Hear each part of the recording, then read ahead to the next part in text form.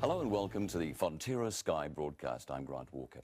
With me here today, Fonterra Chairman John Wilson, CEO Teo Spearings, Chairman of the Shareholders Council Ian Brown, and Chief Financial Officer Lucas Pallavicini.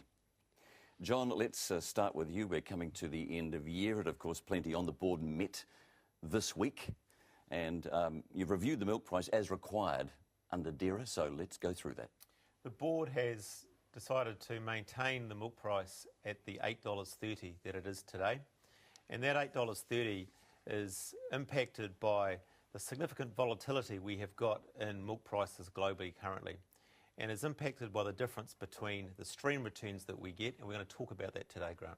Well, let's start now. How does the difference in prices between products affect milk prices? Well, first of all, it's important to recognise that we are only 3 months into the season, and we've seen a significant difference between the value of the milk powder streams, which is whole milk powder, skim milk powder, butter, AMF and buttermilk powder, and they're the stream returns that inform our milk price and the other returns that we get from our products like cheese and casein. Now, Fonterra has a fixed asset base out there which has been built by us as farmers over many, many years, and we need to process milk into cheese and casein and our milk powder products. So right now we've got a significant difference between our returns for milk powders and those other returns that we talk about. So what does this mean? In such abnormal circumstances as this, the board has the discretion to pay a milk price lower than that calculated milk price that we talk about, that the milk price manual gives us. So this is an extraordinary situation. So the board has got the capacity now to protect the cooperative. We will pay a milk price that's lower than that theoretical milk price. And the reason for that is, as I just touched on, is because our asset base does not match that of the theoretical. So yes, it is very early in the season, and so we've got a long way to go. But right now, we'll hold that $8.30, and that is below the theoretical milk price. Well, Teo, a lot of commentators predicting a lift from that $8.30. In your view, why has it remained there? Look, John has been touching upon stream returns, so let me first try to explain streams, and Lucas is going to talk about returns. Basically, we have two streams, 1.5 billion kg of milk solids in New Zealand. 70% goes into what we call milk price products. Yeah, so that's mainly whole milk powder, skim milk powder, and byproducts. So that's the milk price stream. And then we have cheese and casein and its byproducts, and that is going into the cheese and casein stream. That is 30%. So 70% into milk price, 30% into cheese and casein. The milk price products inform the milk price. So the milk price, if you calculate it, is $9. Yeah, and that would have been used into the other products, into the cheese and casein products and into our branded products. So it informs the cost price of those products. Well, Lucas, is this the reason for the drop in cheese and casein profitability?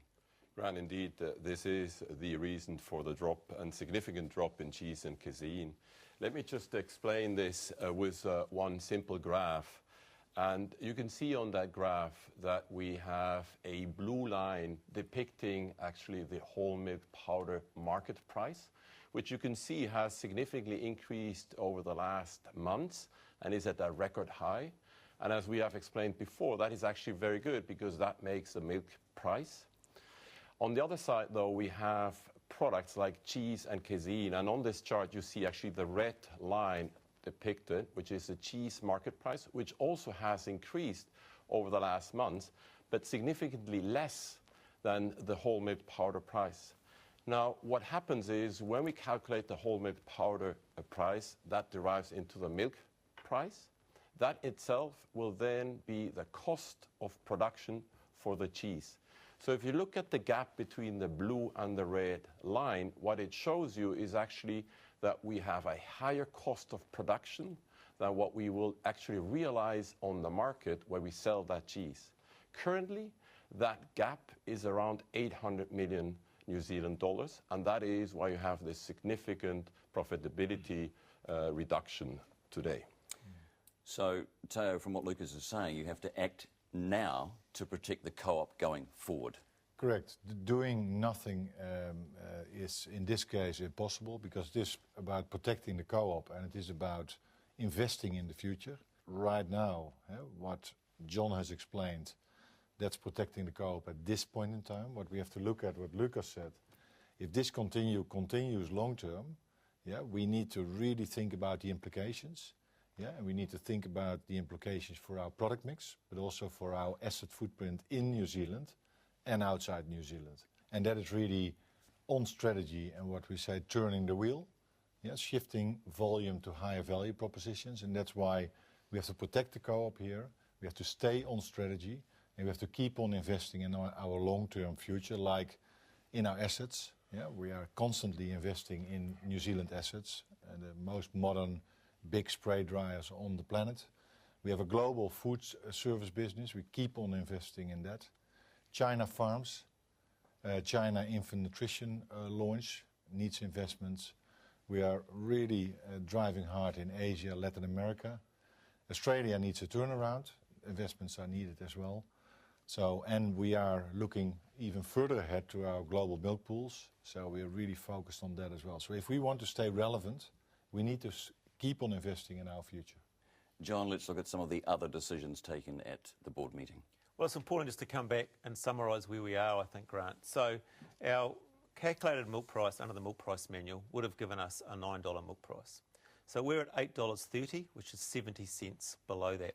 And that is, of course, because, as we touched on before, we've got an existing set of assets. It's about how we maximise those assets. If we do that, that'll give us that $8.30. So we're not borrowing to support our milk price fundamentally.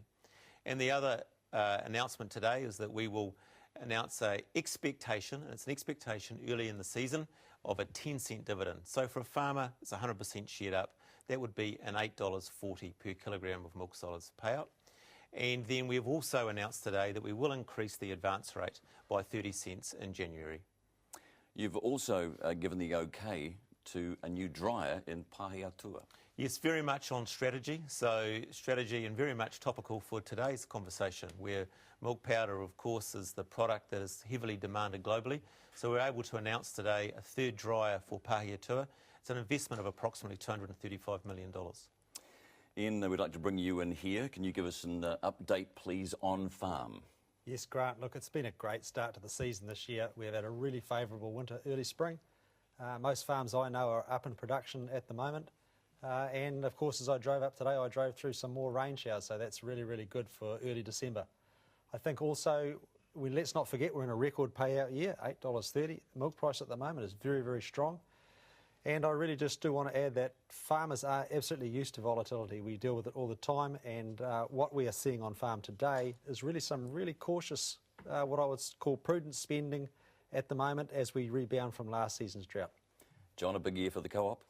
Yeah, it's been a big year for the co-op this year, Grant. I think it's worth just sort of reflecting on that a little bit. You know, we've been through a drought at the start of this calendar year. We, of course, had DCD in the very early part of the season. We had our WPC 80 precautionary recall. But as has been touched on today, and very much on strategy, significant investments, UHT in China launch, the announcements around our Waitoa UHT investment. We've had Clandeboy investment around mozzarella cheese. We've had significant investments across the business. And, of course, you look at Darfield, and we had that opening last week. Now, Darfield, which was a greenfield 3 years ago, now the largest, most efficient dryer in the world, and it's right on strategy, right on where products are today. So look, it's been a heck of a year, but I know that today, even over the challenges that we've had, as a cooperative, we're in a far stronger position than we were a year ago, and to me that's very, very pleasing. Ian, the priorities for the council next year? Thanks, Grant. Yeah, representation's key focus. We really do want to lift engagement of our farmers with Fonterra, lift their understanding and knowledge of the business. Sustainability is another issue, and really the council's role in that is advocating on our farmers' behalf to just ensure that they can maintain productivity and profitability. And thirdly, really is our monitoring responsibilities on behalf of our farmers of Fonterra. Teo, as was just mentioned, sustainability is the word, and it's a big one for you going forward. It definitely is, Grant. And today we're talking about high milk prices. It's the best ever, I think, in history. So everybody wants to grow. The co-op wants to grow. We need to protect the co-op. But for the co-op to grow, sustainability is very important. It's not only sustainability on farm, it's sustainability in factories, it's sustainability in our whole logistics. So it's an end-to-end holistic approach on sustainability that it's really connected to our strategy. Yeah? So it's an investment in the future, and strategy and sustainability together will drive the result of the co-op long term. Thanks, Teo. John, your turn. Another big year ahead for the co-op. Well, 2013 has certainly been a very big year for the cooperative. And what's important to me is the strength within the cooperative. So we've seen the strength for the cooperative to be able to respond, and this is what we're talking about today. You know, we can look and think long term, make the right decisions for the cooperative going forward. We've had a few challenges thrown at us, and the uniqueness of the cooperative is the strength from our farmers themselves. And I know, Teo, the strength that we had during the crisis periods that we had this year, coming from our farmers, meant a lot to us. We had a very tough year, John, and we felt it every day as management, but the support of the farmers really, really appreciated. Thank you very much for that. Yeah. And so that support, text that Teo and I got throughout the year, particularly on some of those long nights when we're under a bit of pressure, certainly makes a big difference, and is the uniqueness of who we are as a cooperative grant. So look, I just want to wish farmers the very, very best for a safe and a happy Christmas with family and friends. Enjoy yourselves, and let's look forward to a very good 2014.